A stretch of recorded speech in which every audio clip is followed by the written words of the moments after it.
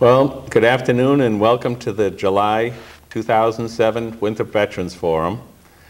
Larry Holmes and Roger Hathaway are taking the summer off, and I told them I'd like to continue the program and keep an update with our the current status of some of our troops in Iraq and discuss some veterans topics.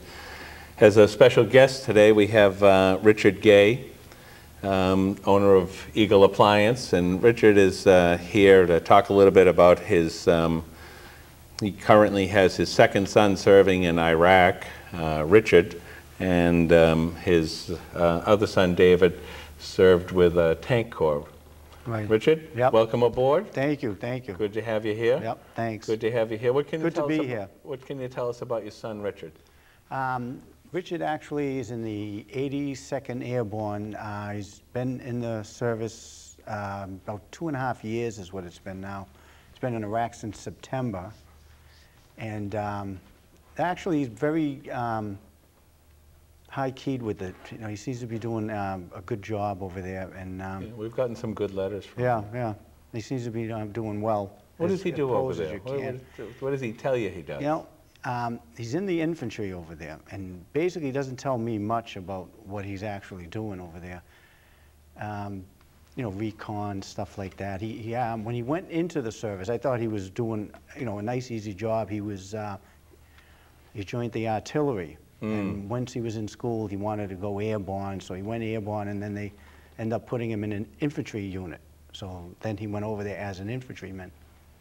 Oh, that's good, yeah. Yeah, I know he told me he was a forward artillery observer, but that they don't have a lot of artillery. Right, that's when he hasn't said anything to me about artillery or anything like that. So. It's interesting that his son is at a base called FOB, a Forward Operating Base Spiker, and one of the soldiers that I wrote to last year by the name of Colonel McGinn.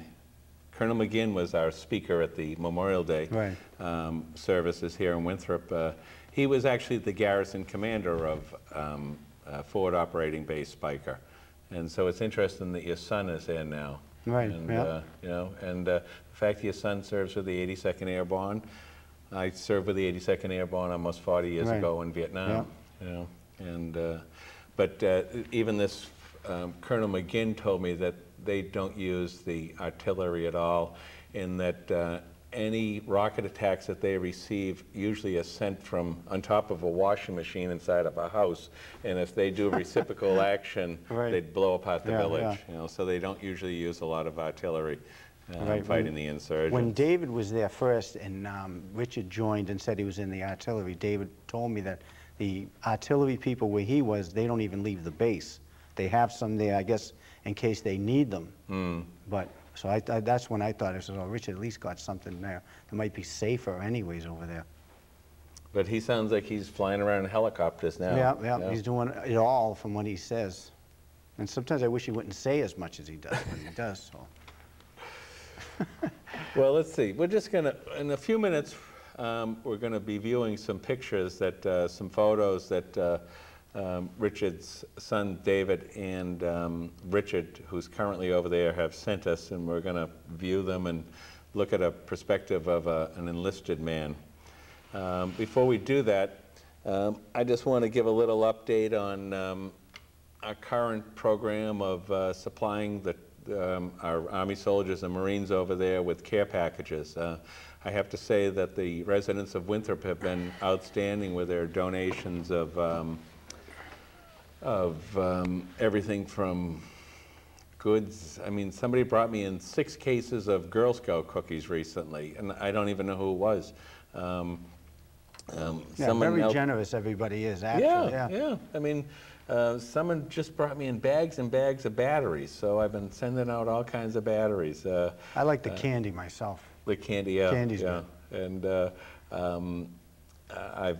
the food pantry, David Phelps from the food pantry brings me the boxes, which I use to ship, and in turn I've been able to give them some of the Girl Scout cookies. The chocolate mints, which I knew would be a favorite in Iraq, are in danger of melting away. The temperatures over there run anywhere from 110 to 115 degrees on average, and so the chocolate peanut butter and the chocolate mint ones went to the food pantry. Right. I used to send my son David stuff that I remembered I used to like when I was in Vietnam. Like, I sent him peanut butter, marshmallow fluff, and he sent me a letter back. He's like, "Don't send any more of that fluff." He says, "You can't eat that in the desert." It's like sticking to their mouth.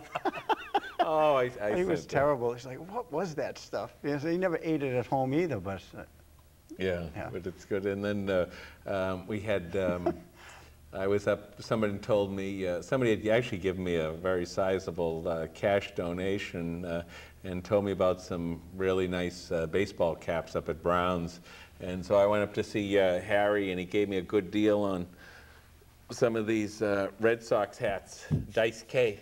yeah, that's a beauty. I've sent each one of our guys over there, guys and girls, I send them 2 or 3 hats apiece for Boston Red nice Sox. Too. And we sent them a little mixture. Those look small, those hats, though.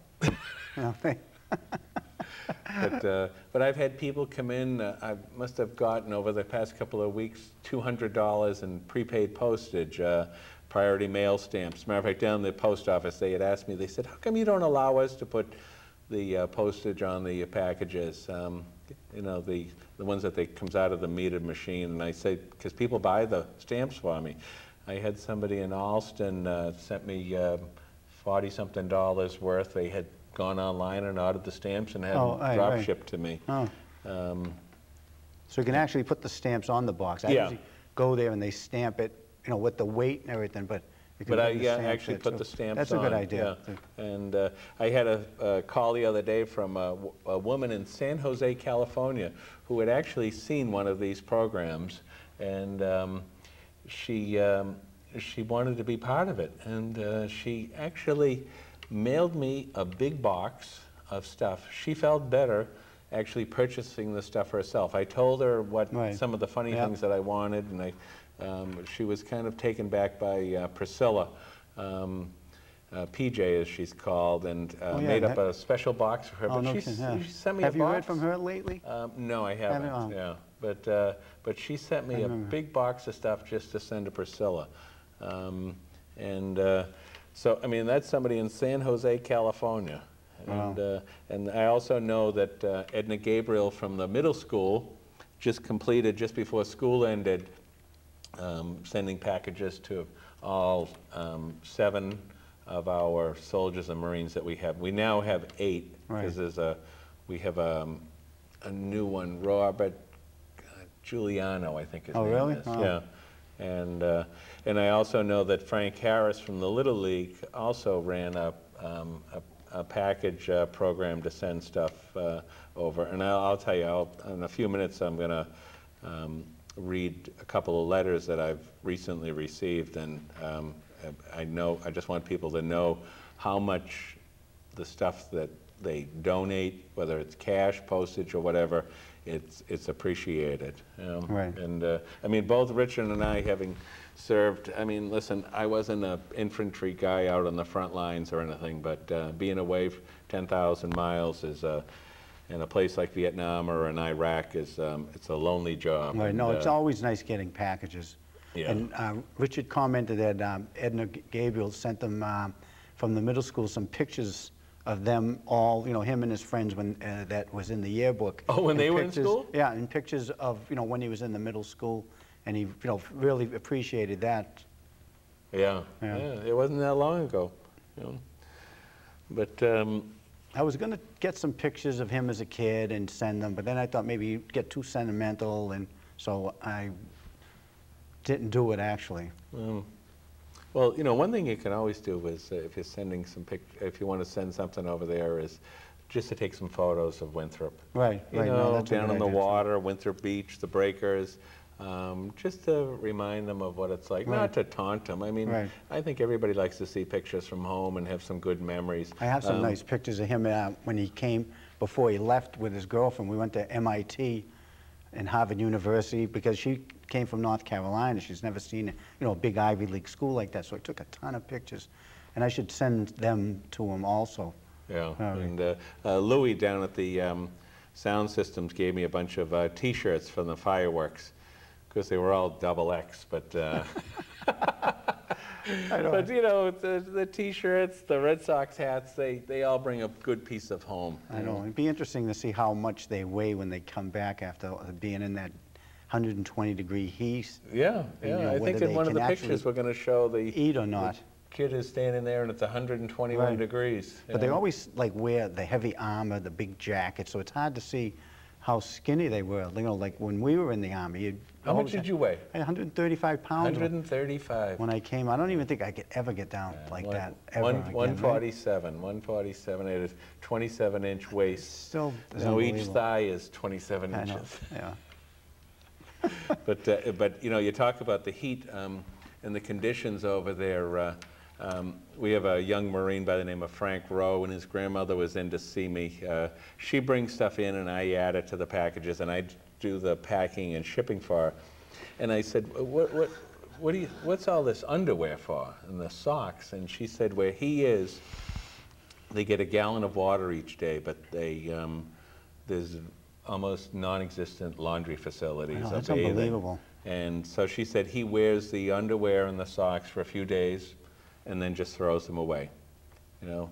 And So they don't have a when you base that they could go back to every couple weeks, so they must have something. Geez, I don't know. He lives in That's an unbelievable. abandoned bank in western Iraq. The name of the city That's is the called- Marines too, yeah, so Marines, we don't know yeah. what's going on. And the name of it's called HIT. It's spelled H-I-T. And but it sounds like a pretty nasty place with the desert and 115 degrees. So you know, when you're complaining about the heat, you know, and how hot your car is while you're waiting for the air conditioner, I know it, right. you know, think about some of these kids. Well, I'm going to read a couple of little notes and stuff here that I've received over the past month since we were on last, and one is here. This is a little postcard I got from a First Lieutenant Barrett, Ben Barrett, and he said he just wanted to say hello and thank everybody for their support.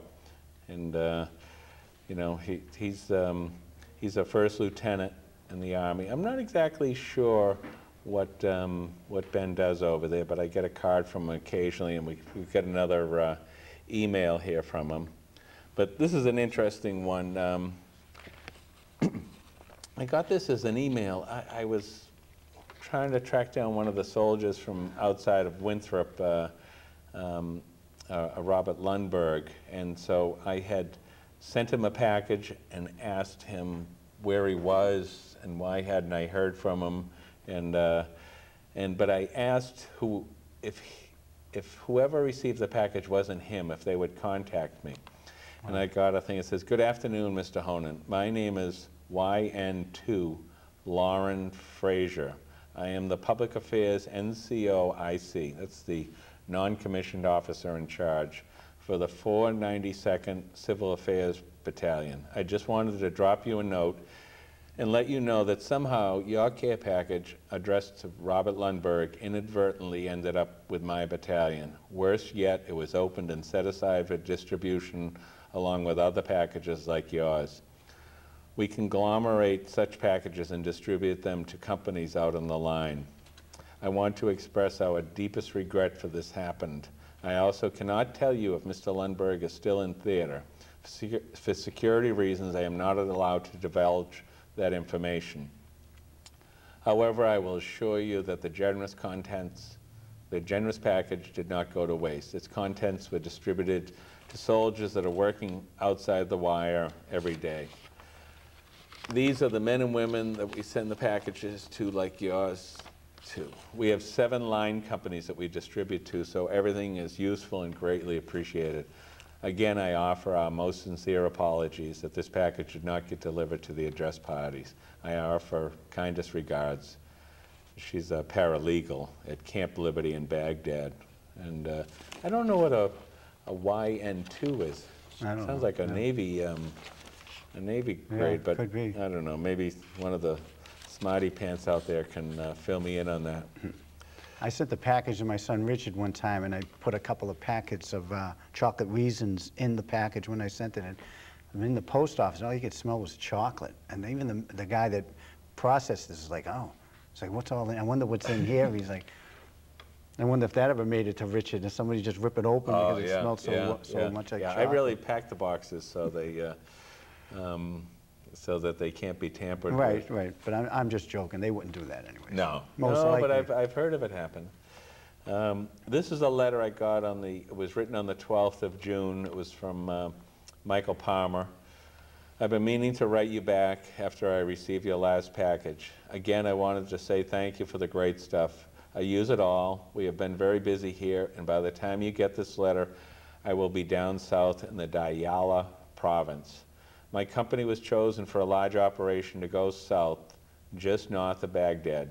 Diyala is a nasty place, and we intend on taking it back from Al-Qaeda. All mail will be forwarded, and I have the same address. Now, this is kind of interesting. I had sent him the transcript, and it had, everybody likes getting the transcript over there. And they had a story about this Nicole Giaquinto, who was a track star. I love getting the transcript and seeing what's happening back at home.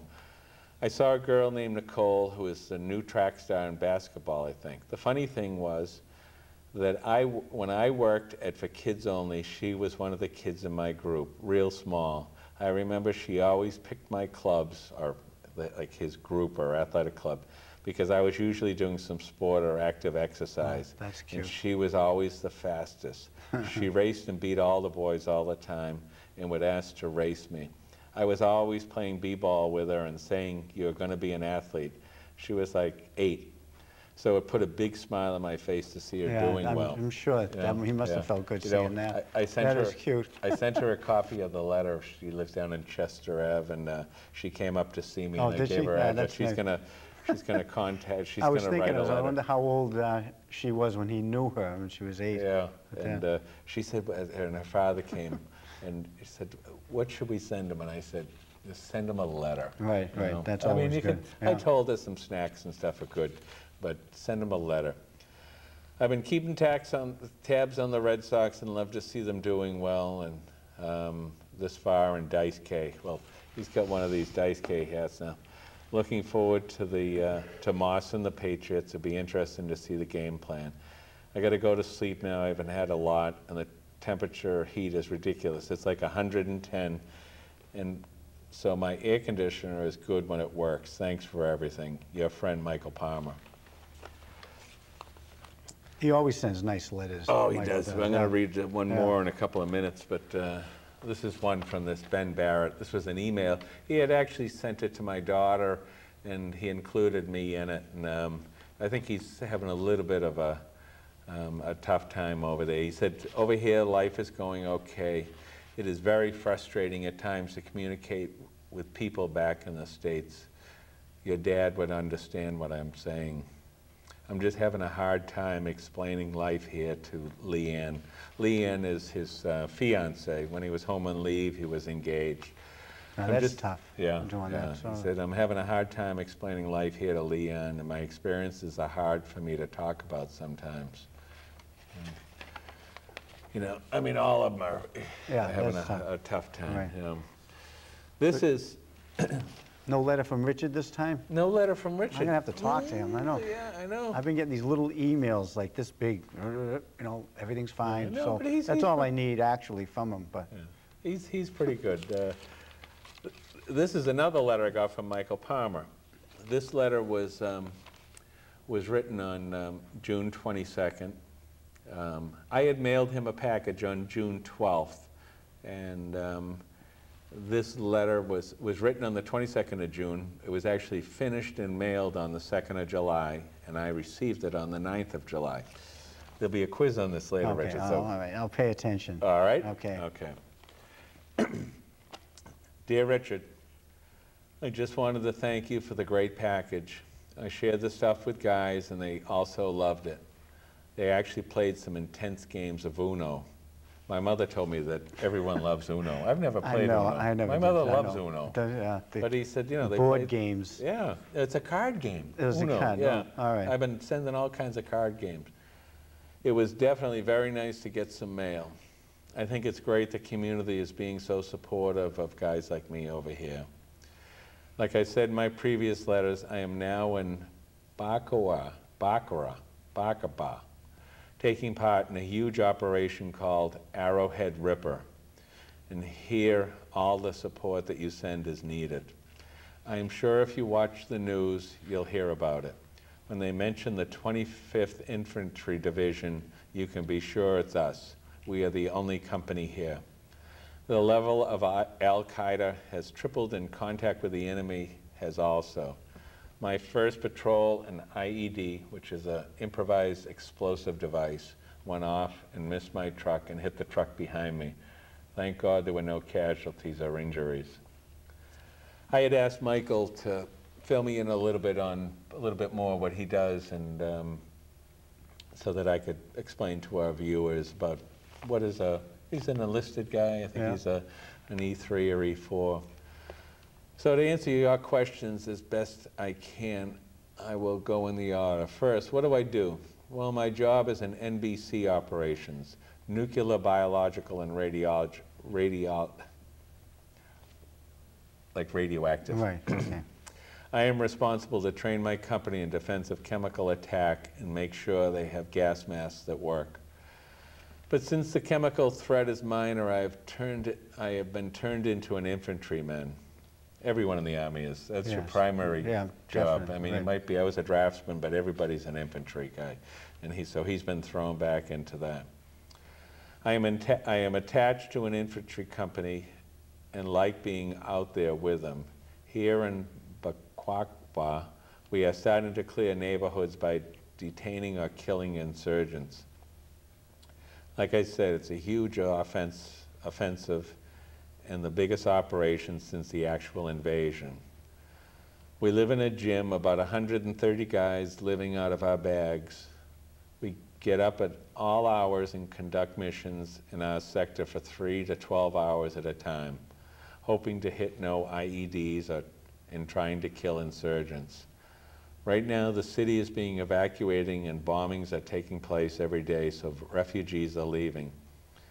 The locals here in Bacaba are scarce. If they stayed in the city, chances are they are insurgents.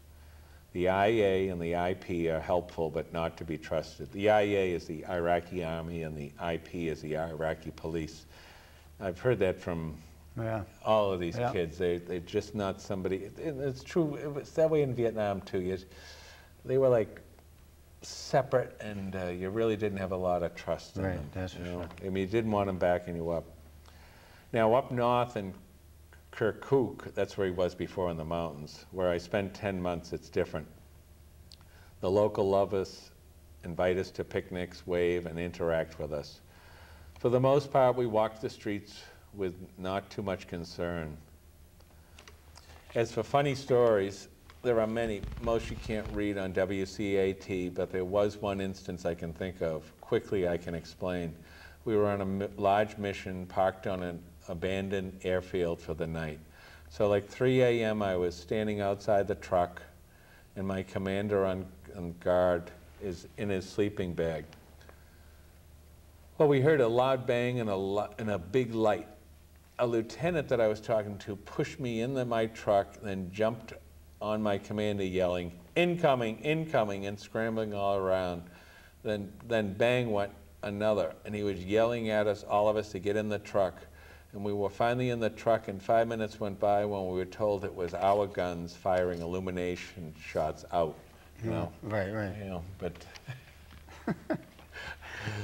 in the aftermath, it was pretty funny. Good old Lieutenant Jones. The other stuff we did now was like catching a hedgehog. What's a hedgehog, Richard?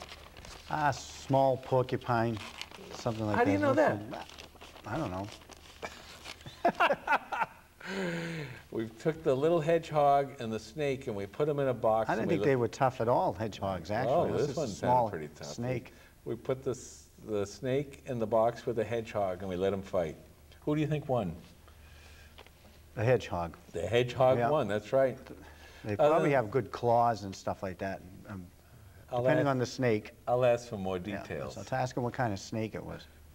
Other than that, the jokes get dirty, and a lot of time is spent just talking, joking, playing poker, playing Uno, watching movies we get from the locals that are in the theater there.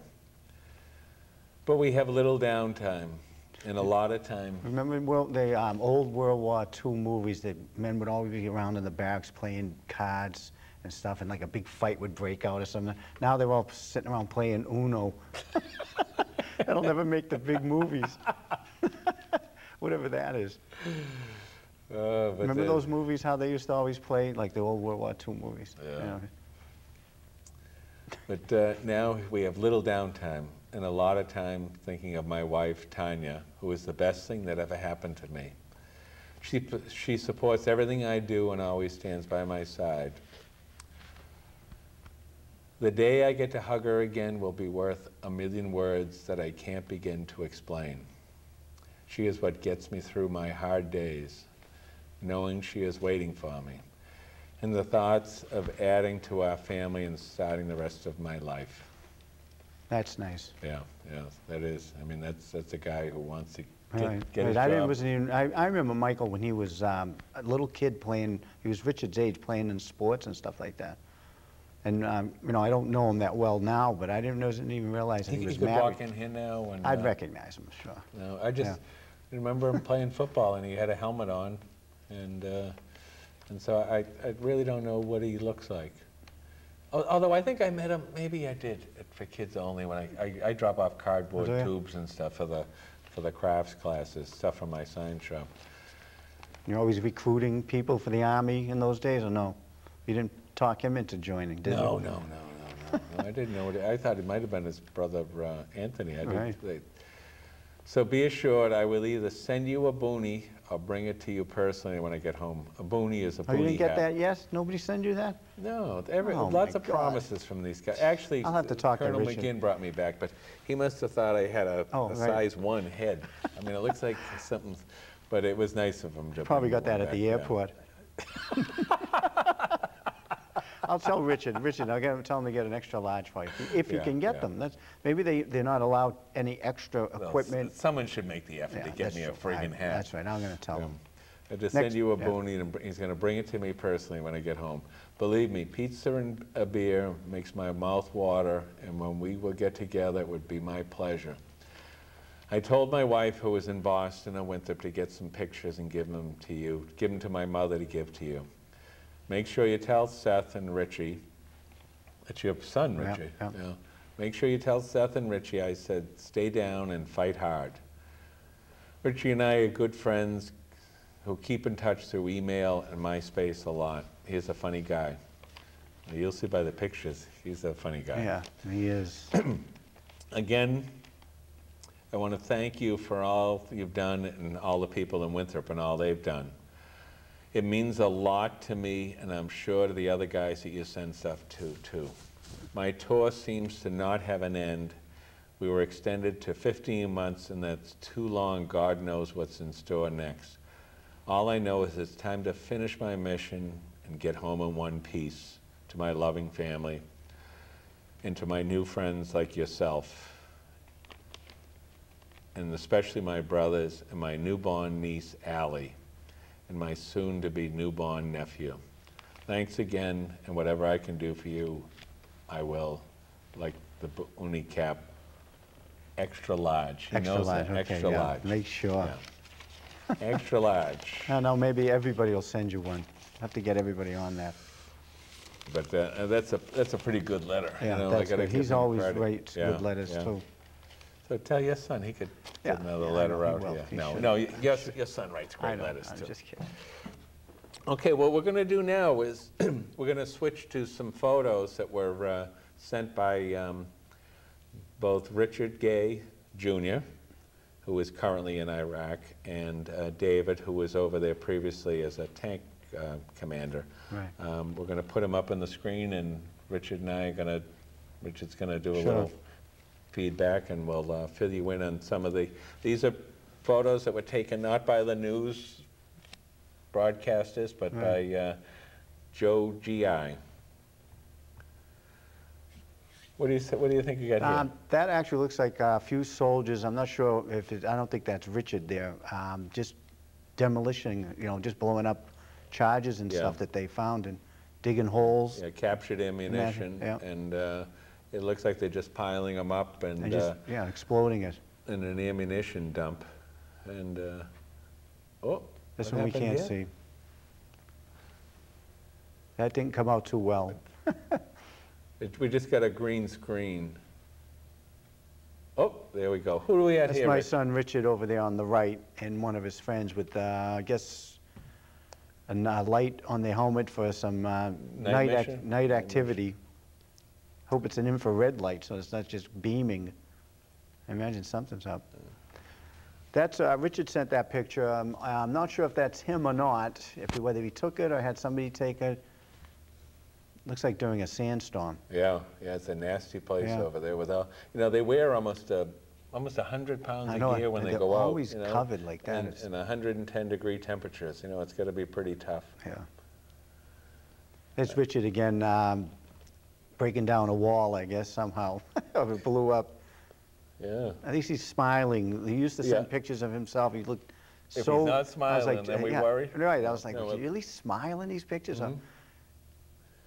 I think Big this... hole in the ground. Yeah, there must have no, been I think this something is where one of those IEDs went off, and it's actually a Right. road. Yeah. And it had... this is the crater that was left. Right. Now, this would be... Those are Humvees, or that might No, be no, it. no, Those no. are tanks. Those are tanks. Yeah, those are... are for, David probably took that picture, and he What didn't did he do on the he tank? he was a driver, actually. He did really well with that, and he was with the 1st Infantry, and he was a driver, then he wasn't. He said he was a loader, then he went back to being a driver because nobody else wanted to drive. No one else wanted That's to what he drive. said, yeah. There was a lot of trouble with this guy, didn't want to do it, and they took it away from him because they said he was from Boston. He didn't know how to drive. And he says he kept running over these IEDs. And Oh, he said- that's an IED yeah, there. There's yeah. one that, I think that's part of a tank tread. He said that he'd be driving down the street, there'd be something on the road, so you'd go over to the side of the road. Next thing you know, it blows up. But they never really felt it that well in the tank because they're so huge. But they said because he yeah, was a it Boston driver? Yeah, they blamed that on it. And then they gave it back to him towards the end. How often do they fire that big gun? He never, David tried to get information out of him on stuff like that for some reason. He didn't say much about it. Oh, really? Yeah, he said one time that they just set him up on the outside of some city while the infantry went through it, and he was supposed to make sure nobody came out. No vehicles came out. Yeah. No, And there's no tank combat. I mean, they don't go tank to tank like they did anymore or anything. And I think this is the tank that probably him driving. Yeah, that's probably David's tank after he got through with it.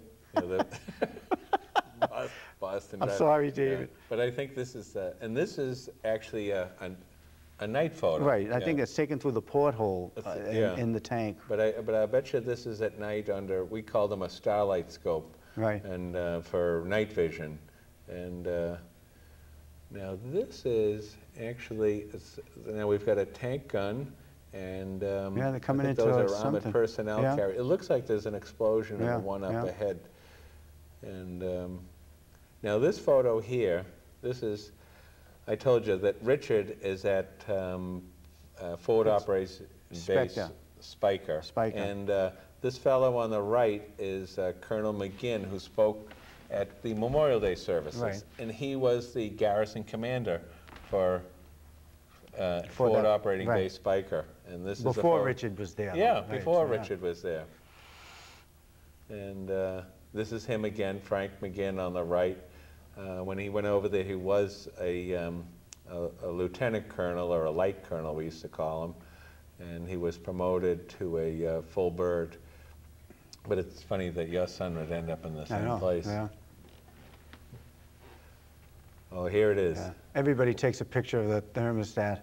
I think we even did that in Vietnam, but there was another photo like this, and it's showing 121 degrees. Yeah, that's pretty hot. Yeah. Now, this is something I remember in Vietnam. Do you know what they're doing here? Yes, I do. Everybody remembers that. I actually had to do that one time. Oh, I had to do it.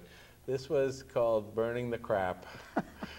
And the pour daily, gasoline, stir it up. Diesel fuel. You would take the contents of the outhouse, pour it into these barrels, mix in diesel fuel. I said, this is a joke, isn't it? You don't want me to really do this. Right.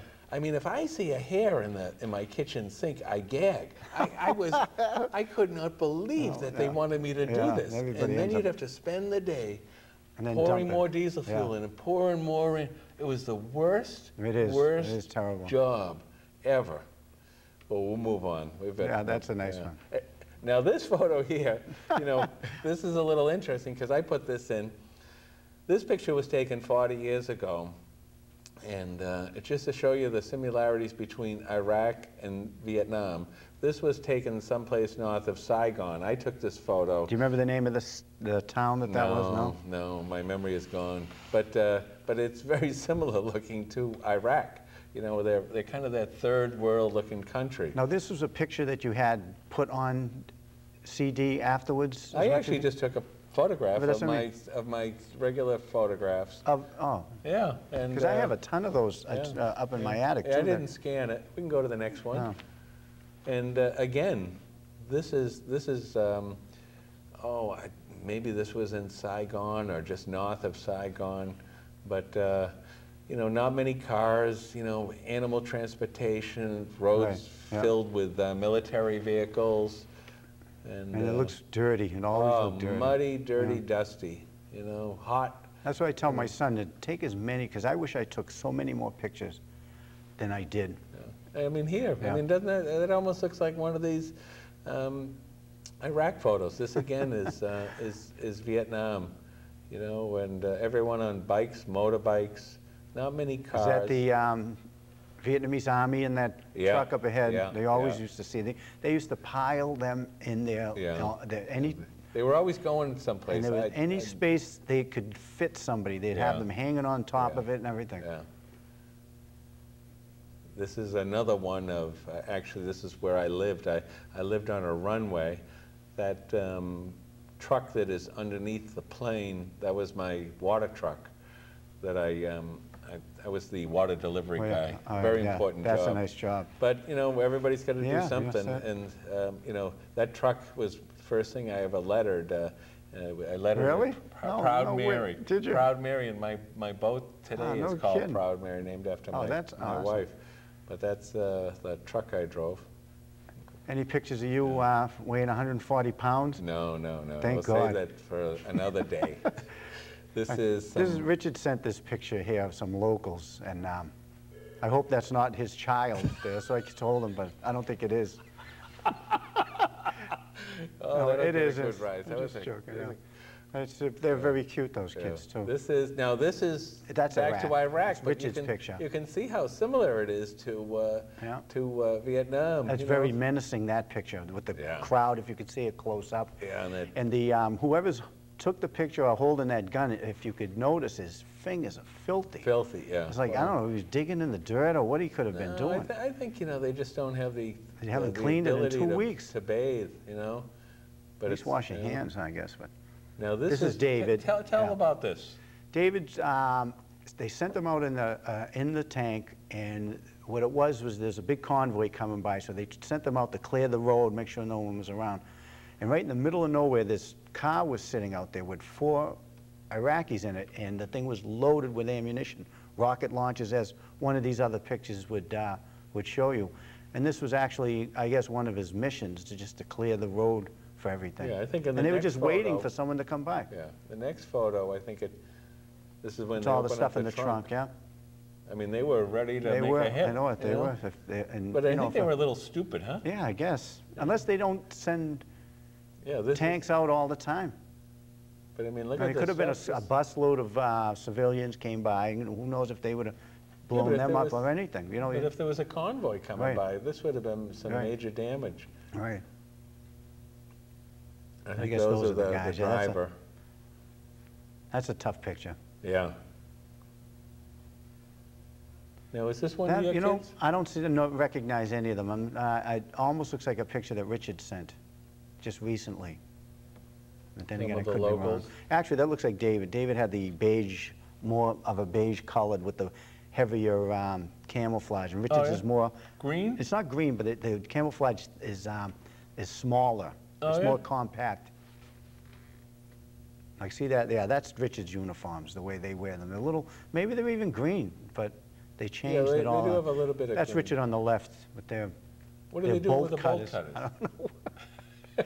Maybe somebody has a toothache. That's a close-up of Richard. That's a nice picture of him. Yeah, with his bolt cutters in the background. Yeah, I don't know what they're doing. Yeah. Maybe they're going into the commissary to get something to eat. Now, this photo had an interesting label. It said it was a super secret squirrel mission. Oh, do you know what that is? No, was that one of my boys sent this one? Do you remember? Yeah, that I don't remember. They never spoke about the squirrel mission? No. Squirrel mission is probably like going underground, going in after bunkers and stuff, or something like that, maybe. That was a good answer. That was a good answer. Up in trees. Let's go to the next. Oh, yeah. This looks like they were... Now, do I see his son here? You know, I don't... I see that friend of his on the, second from the right.